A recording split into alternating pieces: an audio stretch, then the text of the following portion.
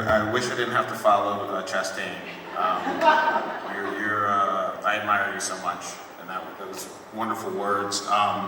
Also, thank you, Guillermo, Edgar, for the shout-outs. This is insane. I mean, obviously, I'm a huge fan of film, and both of you, as artists, have inspired me for so many years with original genre material that is just so bold and beautiful.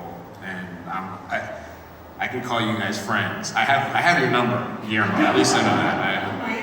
And I have your email, so we have to.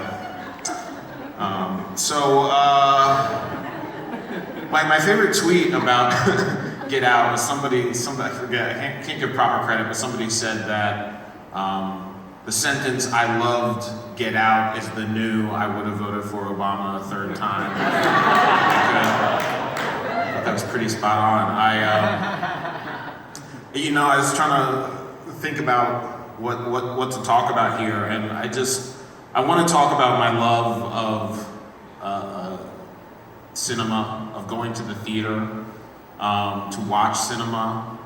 This is ever since I was young, and I'm sure everybody in this room shares this sentiment that getting to walk into a space with a bunch of strangers, not know anything about what you're about to see, and experience a film together, and to walk out with a commonality is a beautiful thing. That's church to me. That's where I commune with other people, and I think it's something that promotes empathy. And horror is my favorite genre, because that is where we go to face our fears. And fear is the hardest emotion to face, and we need help with that sometimes. I used to go watch horror movies at Lowe's 84th Street in New York City, and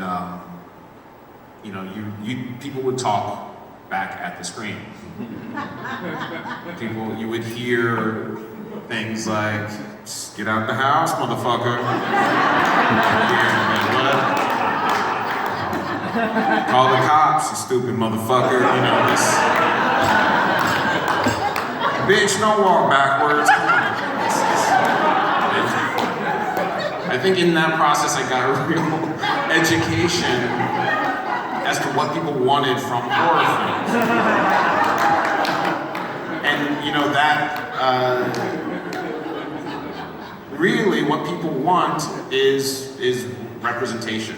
People want not only, and when I'm talking about black people, obviously, not only that our skin is represented, but that our perspective is represented. That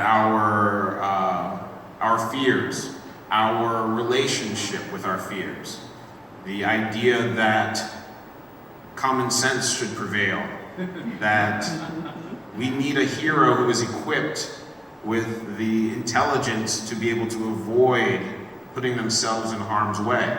And so, as much as we screamed at the screen, we didn't find that representation. And so that's what The Sunken Place is.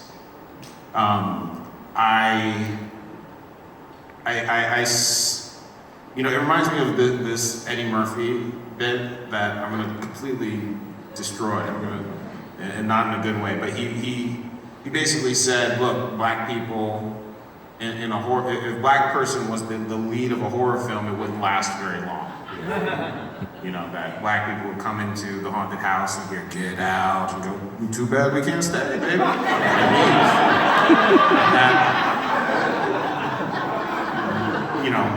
Really funny bit, but when I set out to make this movie, I set out to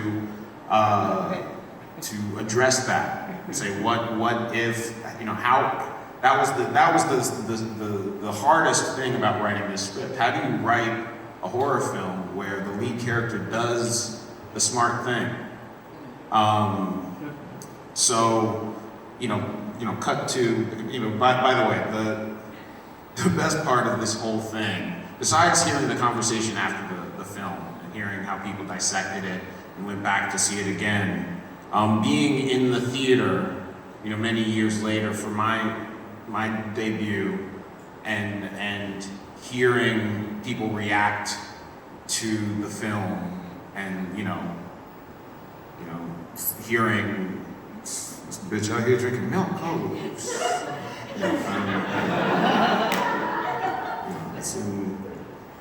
nah, I don't want no tea, motherfucker. I don't want no.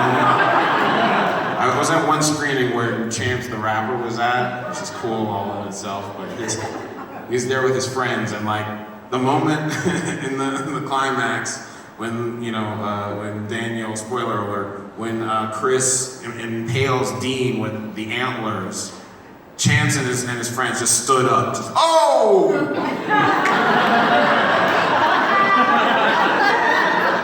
They just stayed standing for the rest of the film. It's my crowning achievement.